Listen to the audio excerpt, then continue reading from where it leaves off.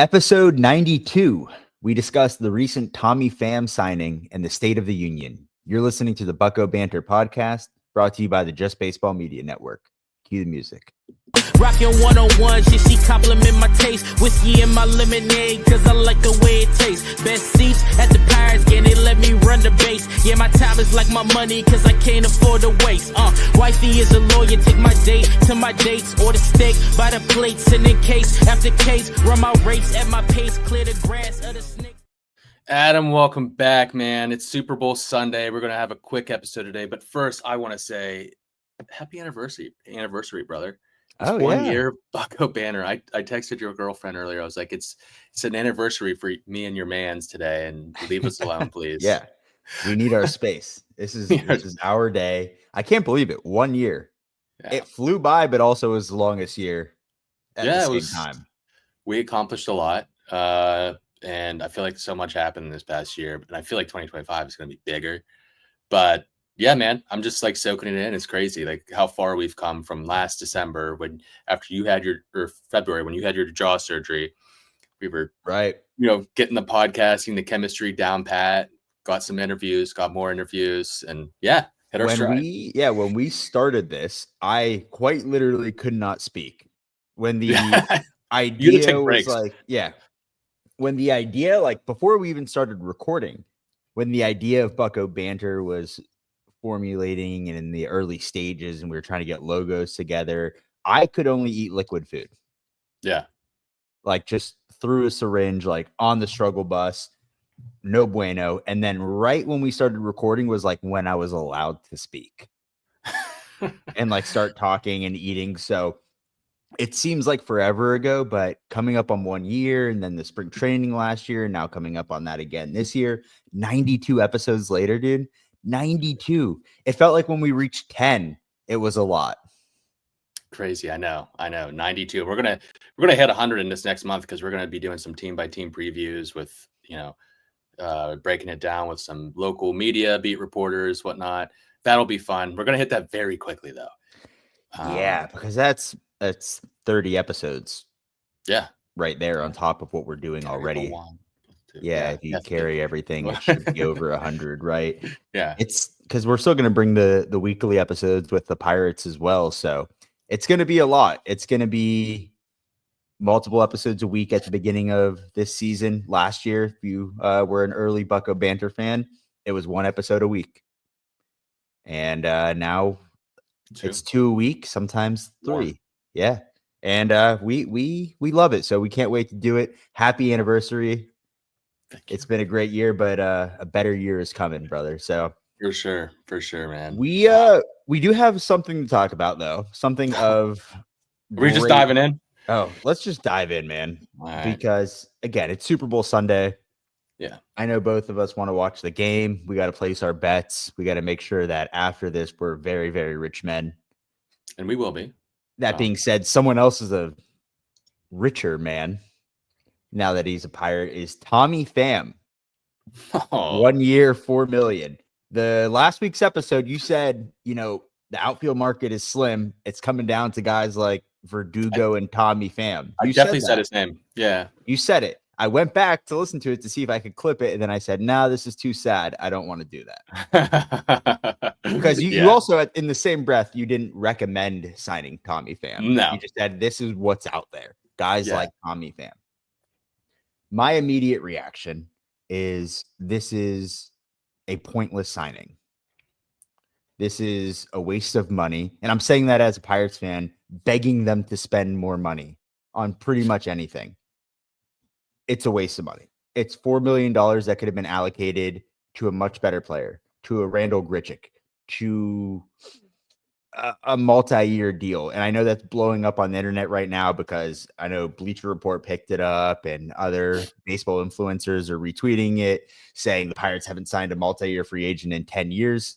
It's frustrating because then shit like this happens where you sign a 37-year-old outfielder, or he's 36 right now, going to be 37 in March, to be a platoon bat.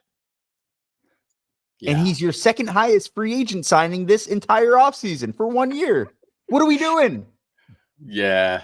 Yeah, man, it's frustrating.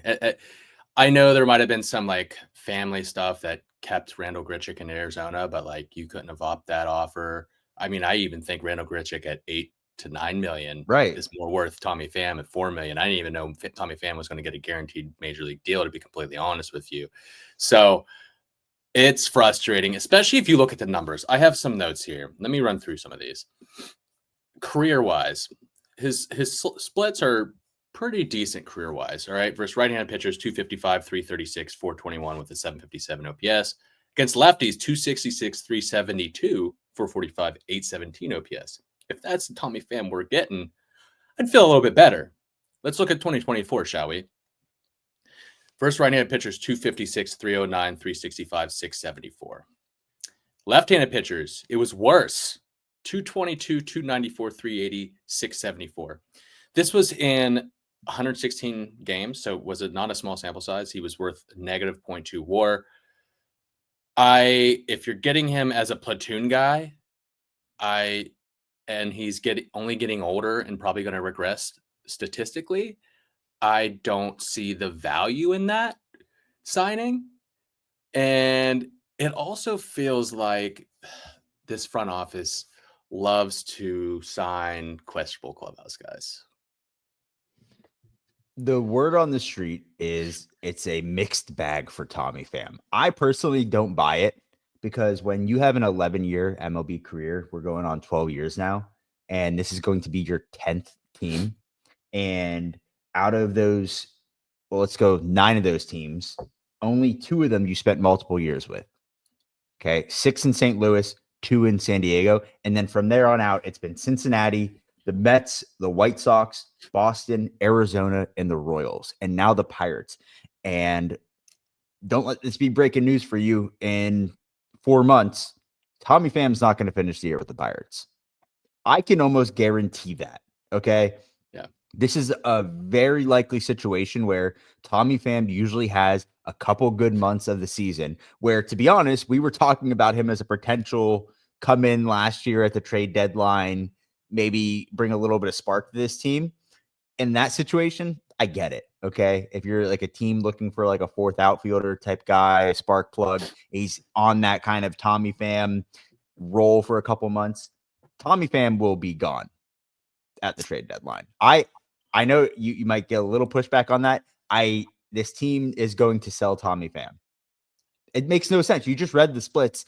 Why not just go with what you have if you're not trying to pay anybody to begin with? Why give somebody a guaranteed $4 million for one who's not going to play every day? I at least hope he's not going to play every day. Yeah. And 2, if you have so much faith in these left-handed bats that you want to bring in somebody to platoon, well, I wouldn't say so much faith because you're going to platoon them. But if you like what you have and you're not willing to go out and get that other bat or an everyday player, you have Swinski, who you're not giving up on. You have Palacios, who you're not giving up on. And then you have Billy Cook, Nick York as right-handed bats. At this point, $4 million for Tommy Pham, I'd rather just see what we have in that. You've already had a shit offseason to begin with. You haven't done anything of note that's going to make this team better. Maybe the bullpen a little bit. You've added some necessity, some left-handed arms that you desperately needed. But at this point, that just seemed like it was making a move to make a move. Yeah, 100%. And then also, I think the type of move that you're making here, right? This team hasn't signed a multi-year contract in 10 years. I mean, that's been bulletin board material all offseason for a while, right? But this is a type of signing that maybe you bring in a couple years ago when you're in a rebuild. You're like, this is a guy that we're going to sign with the mentality of flipping. Why are we signing guys with the mentality of flipping them in year 6? Like this, like I would have much rather taken the younger, more power, bigger power bat and Randall Grichuk and sign him for double that. Honestly, I think it would be worth it as a platoon guy too, because this guy isn't even a platoon guy at this point. So it's frustrating, man. It's really frustrating. I also pulled up some stats on the last week. We talked about the shortstop situation, and that's another thing I want to talk about. This defense is suspect at best. And if I'm a Paul Skeens, I'm a little bit nerve. I mean, I think Paul Skeens has that bulldog mentality regardless, but it's definitely in the back of his head, like, what they're putting behind me is not the best. And it's to the point where, like, I feel as if a Jared Triolo or Billy Cook need to play every day somewhere because they're like two of the better defenders on the team. Well, so you bring up Billy Cook, and we're talking about fielding. Tommy Pham has a -24 run value. -24. Last year, he had a -5 run value. Yeah. You know who also had a -5 last year? Jack Swinsky. Take a wild guess. Jack Swinsky. No, keep guessing. Brian Reynolds? No. Brian De La Cruz. Brian Reynolds had like -12, brother. Brian De La Cruz also had a -12 in run value in 2024. Connor Joe had a 0. Billy Cook, not much of a sample size, had 2. Palacios, kind of even. He makes your defense worse. He's also old, dude. He's old. You gave $5 million to Andrew McCutchen, which I get. Okay. You want Andrew McCutchen. Andrew McCutchen will get 1-year deals here till he doesn't want to play baseball anymore. That's just how it's going to go. Unless there's a change in ownership or a change in the front office, they're just going to keep bringing him back because I feel like that's enough for them to get away with doing the bare minimum. It's like, oh, we brought back your saving grace in Andrew McCutchen. When in reality, he's just a DH at this point, and you're praying that he hits 20 home runs and that you don't have to put him in the leadoff spot. But then you gave $4 million to a 37-year-old too. So you've spent $9 million out of the 14 and change on guys that are nearing 40 years old on 1-year deals with negative defense value. One of them brings pretty much nothing to the clubhouse. You're not having a 12-year career in Major League Baseball and going to 9 to 10 different teams if you're not a little bit of an issue. Or you're just bad. It's one of the two, right? You're either bad at baseball or you're not a good clubhouse guy. And I think it's a healthy mix here towards the end of his career. Towards the end of his career, he had put up some good splits. Yeah, listen, he had good numbers, and I think career-wise, what you read off, the splits aren't terrible. I think there's a reason he's been in baseball for so long. Yeah. It's because he's a very talented individual. I'm not taking that away from him. But when it comes to adding value to this team right now, we're not talking about a Dodgers. We're not talking about a Yankees. We're not talking about a Padres who just added Connor Joe and Jason Hayward to their team. But we're talking about a Pittsburgh Pirates team who is built off of internal development and prayer. Yeah, man. Listen, I'll gladly eat crow if they're able to squeeze some kind of offensive production out of Tommy Pham. But one thing I'm fairly certain on is like defensive value is not going to like improve unless they found some magic, positioning and whatever statistic that can squeeze more value out of him. But he hasn't been worth a positive run value since like I think before 2018 in the field. So that's definitely like a big number. And then also, last week when we talked about shortstop, I brought up the depth chart projections by position on Fangraphs. Adam, take a guess where the Pirates rank in right field. In Fangraphs? Yep. Last place. 28th. They're healthy. Did we play this game last week? Yep. They're healthy 28 for everything. Okay. I figured they went down. Yeah. So number 1 is the Yankees with Aaron Judge, Bellinger, Dominguez. Number 2 is Soto with the Mets. The Yankees are projected 7.2 WAR at the position. The Pirates are projected 0.9. 0.9. And the only positive projected WAR player, well, never mind. Tommy Pham's projected 0.3 WAR with Josh Palacios 0.2. But defensively, it's all negative. They're actually, as a whole group, projected negative 0.27. Tommy Pham at negative 2.6, so he makes up most of that. The only positives here defensively are Billy Cook and Nick York. So that is where I'm looking at this and saying to myself, wouldn't it just probably be more worth it to just run out Palacios and Swinsky with Billy Cook? Yeah. A lefty-righty combo there, and then have Billy Cook be able to play center field in late-game situations and some first base when Spencer Horwitz isn't playing. Like, I think Billy Cook's going to be an important part of this team this year. I'm not just saying that because we interviewed him and we like the guy, but I really do, especially now with this looking at this defense, it terrifies me what this team's going to look like in the field.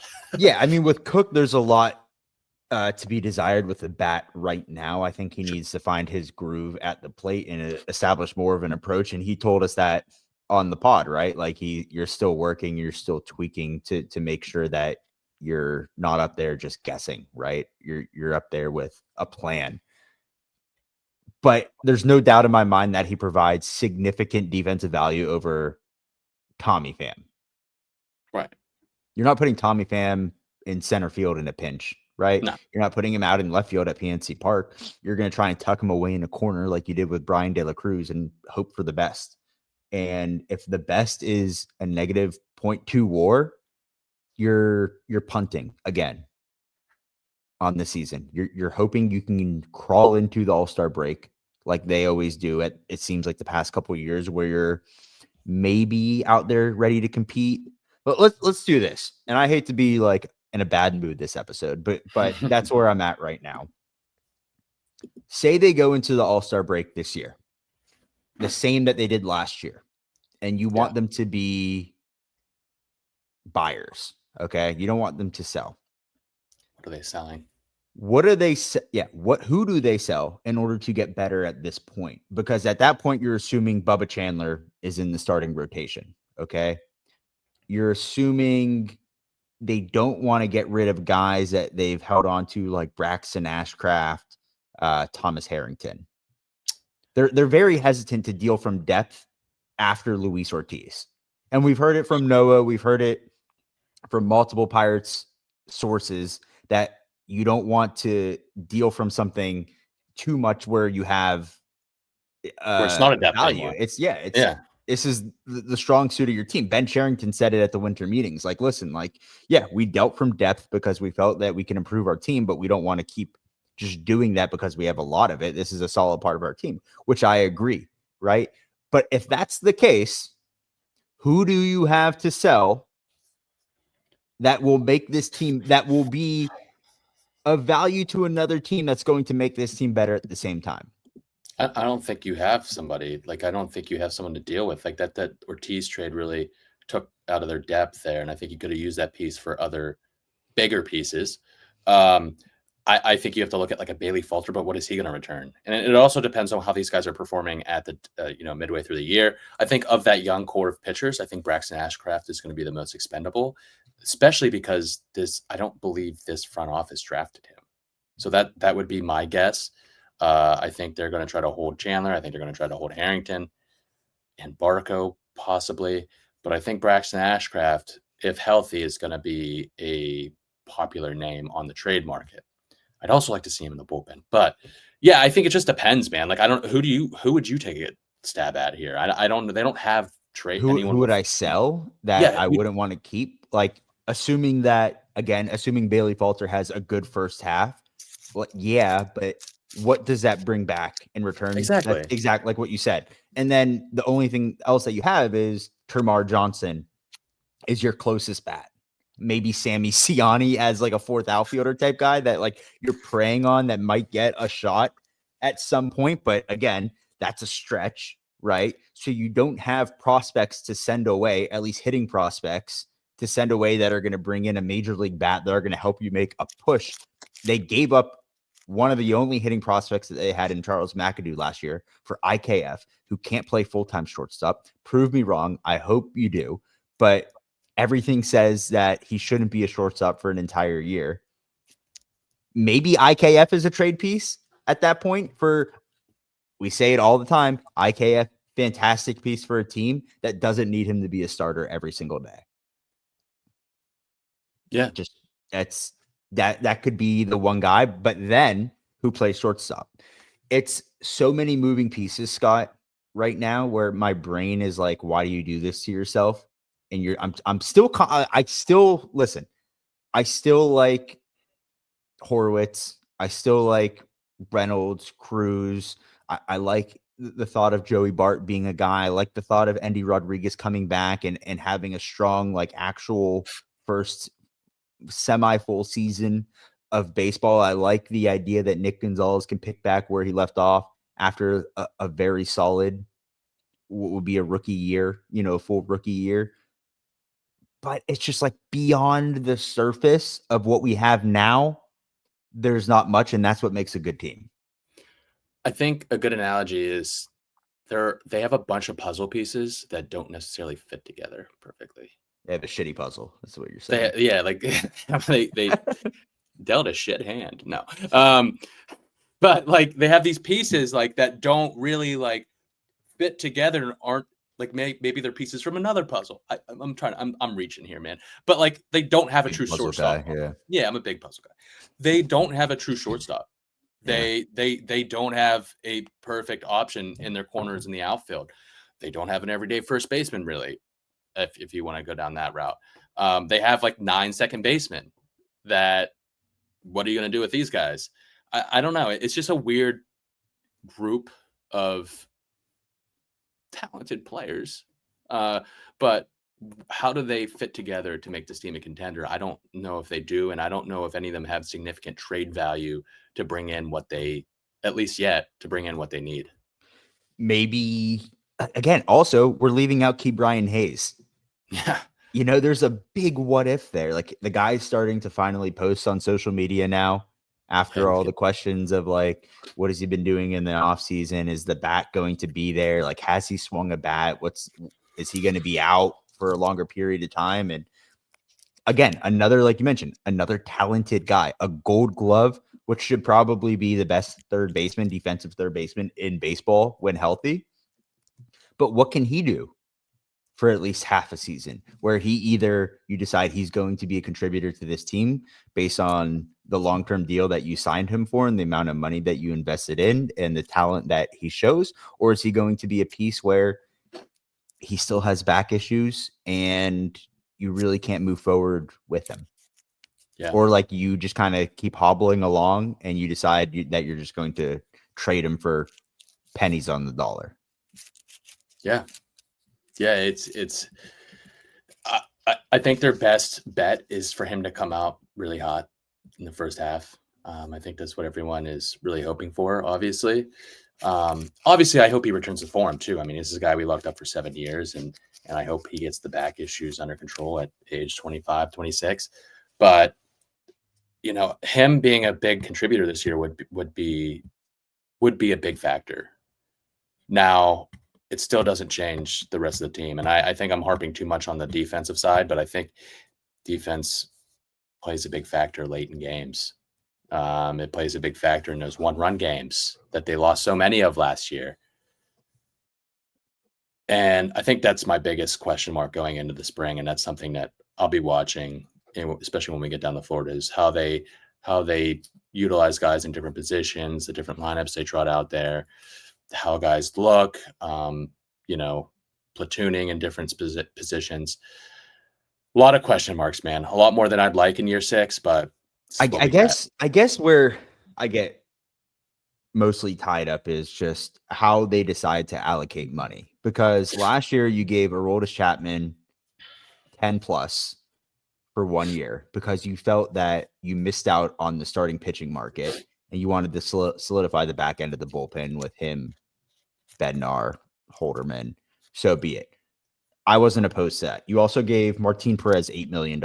I know this is pitching, and pitching market is significantly different than arms, but you're at the same point of the year right now where you missed out on every free agent that's going to make any type of significant contribution to this lineup, right? I think we could safely say that now. I think Alex Verdugo actually at this point is an upgrade, but I don't think they're going to make that now unless they plan on signing him for 1 year, $3 million.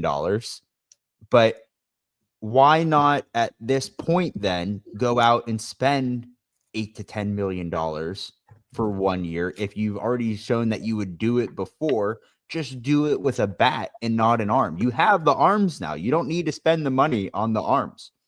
What you can do is spend $7 to $12 million for 1 year. Just 1 year. I know you're not willing to give out the 2-year contracts or the 3-year contracts. 1 year to try and make this team better. But I get what you're saying, but who is left to do that with? Are you just saying? I'm just looking in hindsight. Yeah. I mean, like at that point, that's what I would think the thought process is like we missed out on Tyler O'Neill. we missed out on the Jerks and Profars of the world. I know we never had a shot at them to begin with because they weren't going to offer that type of money, although those contracts weren't that big to begin with. You just didn't address a need. You didn't address a need here. You had bad defense in the outfield and you have no bats, and you brought in bad defense with an average bat. Yeah, I totally agree. I actually just thought of another, not to change the subject back to what we were talking about, but I thought of another, probably their most valuable trade asset at this point that could probably return something. Colin Holderman. Yeah. I don't love it. It's all it. arms, though. It's all arms. It's all arms. It's all arms, and it's a back end arm. But if Nicholas and Majinski take that step forward, and you got Braxton Ashcraft coming up in the pen, you got Dario Moreta coming back, like they do have a lot of bullpen names, like Mike Burrows that could play a long man role if he's not in the rotation. Like I think they have enough depth there. Again, we don't want to dip into depth. You need as much arms as possible. Guys get hurt. It's inevitable. But he's a guy. They missed the boat on moving a David Bednar, who when he was the most valuable. Those guys go for a king's ransom at the deadline. But again, like I'm not confident in that returning anything super significant. It would just be like, I'm just looking at what would probably be the most valuable asset that is currently on this roster. Yeah, 3 catchers. Technically 4. Your Henry Davis is a forgotten about name now. And they're going to keep working with it. Man, he was a 1-1 pick. Like no front office is going to want to admit wrong on that. Well, especially this one.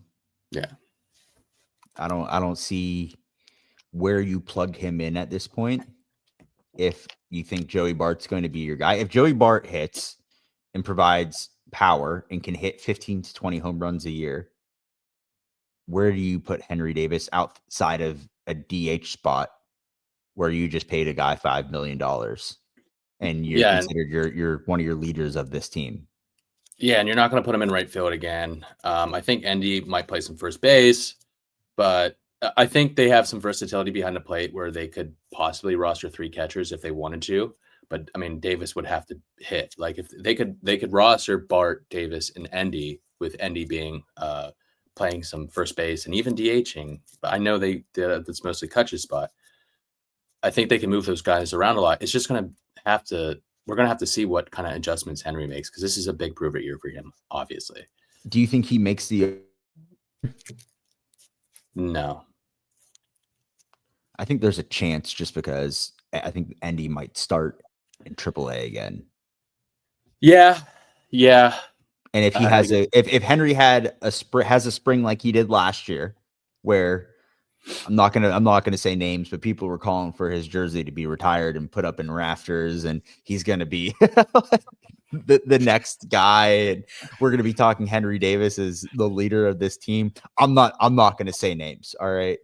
I don't know who those idiots were, but listen, if he has that type of spring where he's hitting absolute tanks, we're talking about him coming in the best shape of his life. And if there's one thing that everybody knows, is Henry Davis is a very hard worker.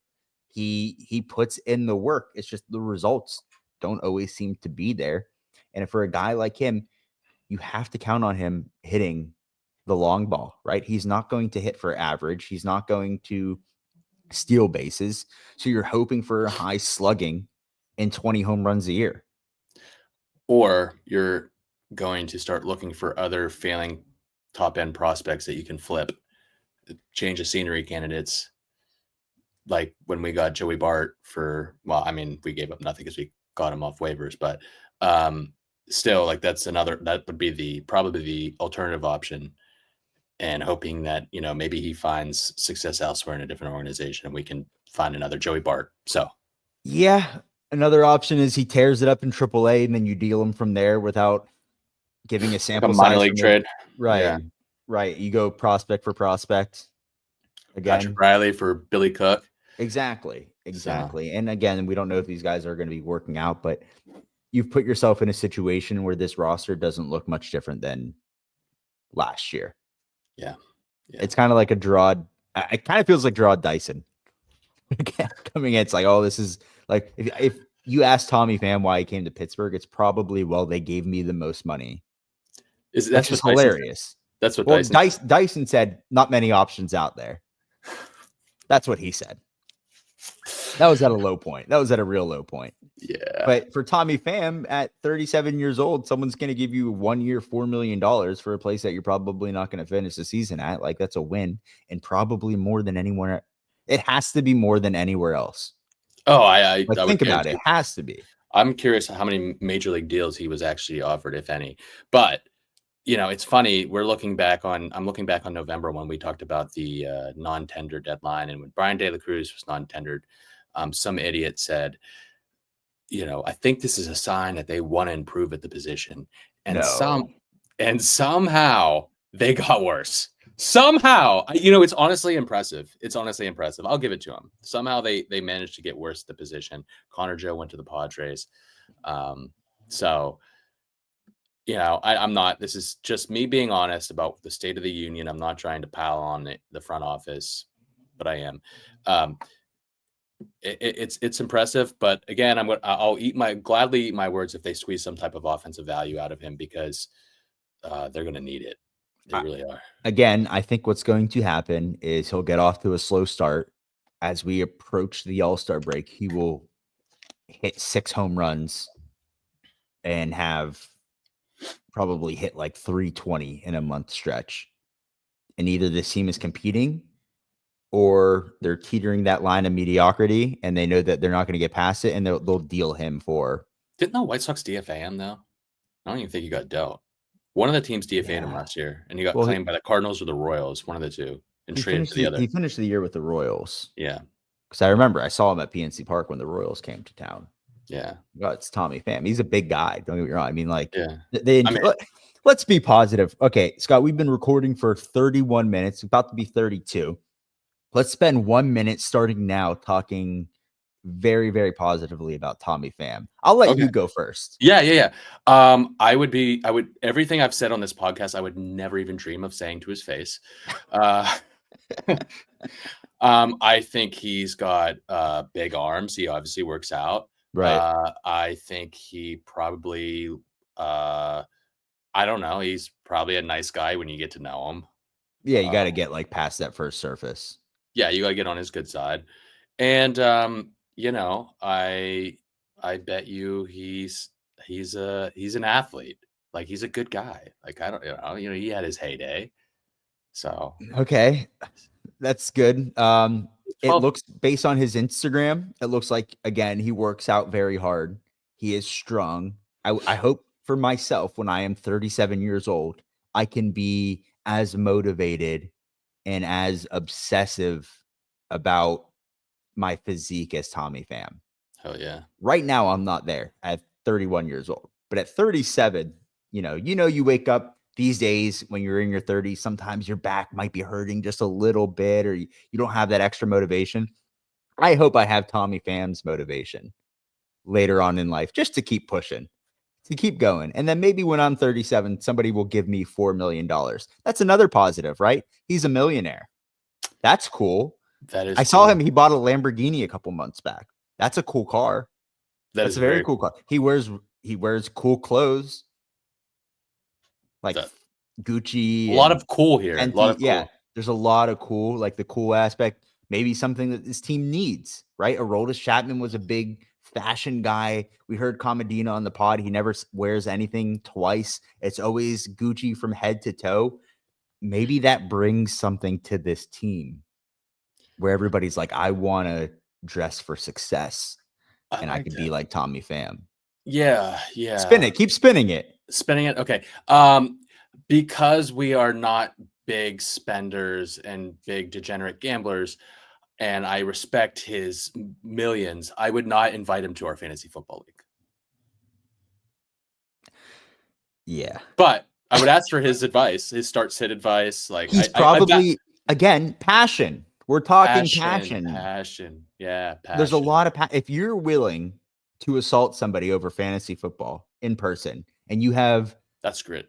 Such grit. The grit, the gall to go to somebody's face, a large man's face, another professional athlete, and slap him in front of your peers because of the passion that you have for your fake football team.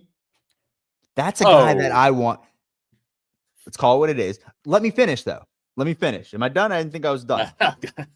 If you're willing to slap somebody over fantasy football, imagine what you're willing to do for the guys in your life today, the guys that you're putting on that uniform, the black and gold, and you're going to war for 162 plus. Imagine what you're going to do for those guys when it comes down to it. When one of your guys gets hit, when one of your guys gets spikes up at second base or gets run into, you got Tommy Pham on your side.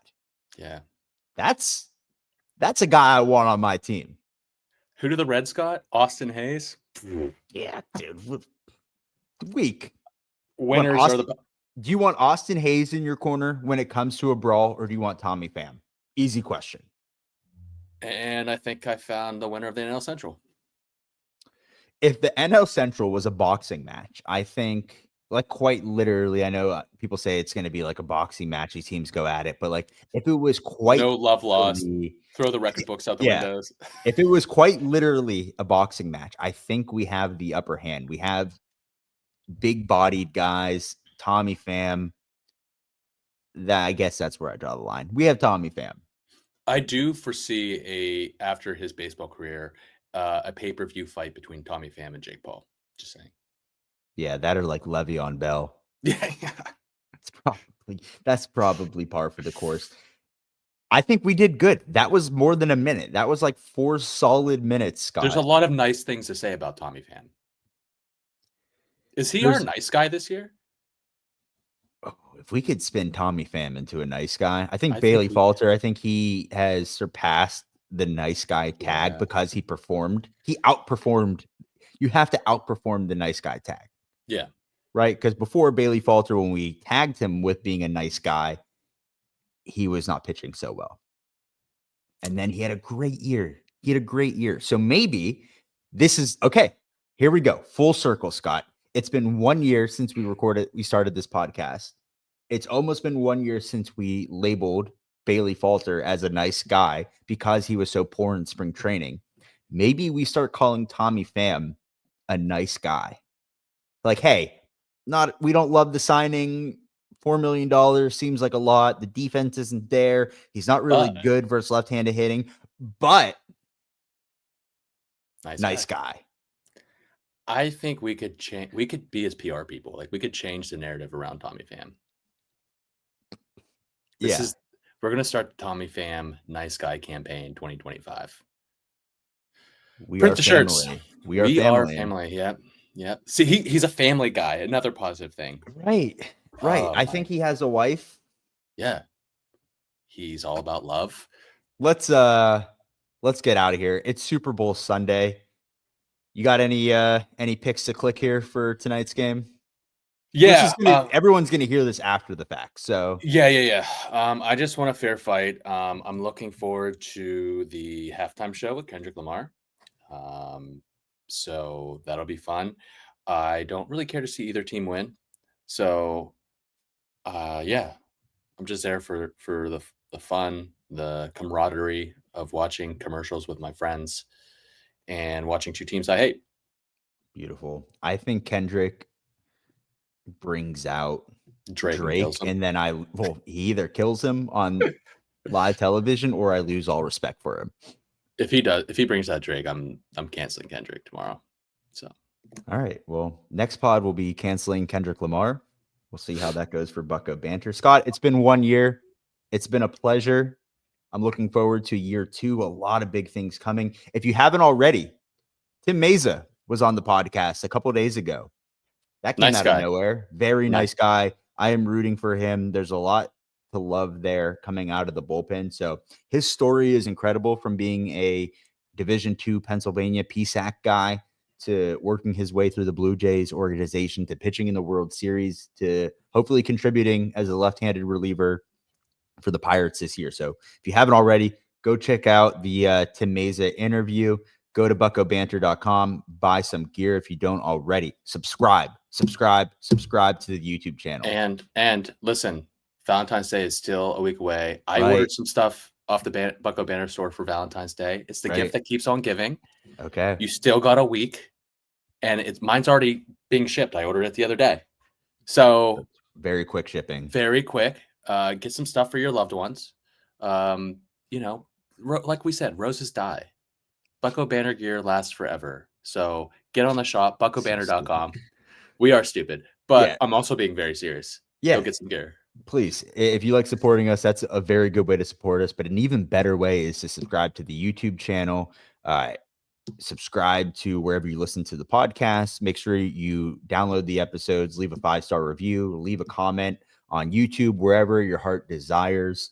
And then Wednesday, we'll have an episode. We'll be busy this week. We'll be going on another podcast to review the Pirates. So we'll promote that when it comes out. Then some exciting news with Noah, as he mentioned on his last appearance on Bucko Banter. So a lot of good, positive Pirates content coming your way. And then spring training is starting soon. So we'll have more to talk about.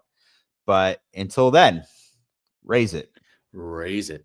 Rockin' 101, she compliment my taste. Whiskey in my lemonade, cause I like the way it tastes. Best seats at the Pirates game, they let me run the base. Yeah, my time is like my money, cause I can't afford to waste. Wifey is a lawyer, take my date to my dates. Or the steak by the plates and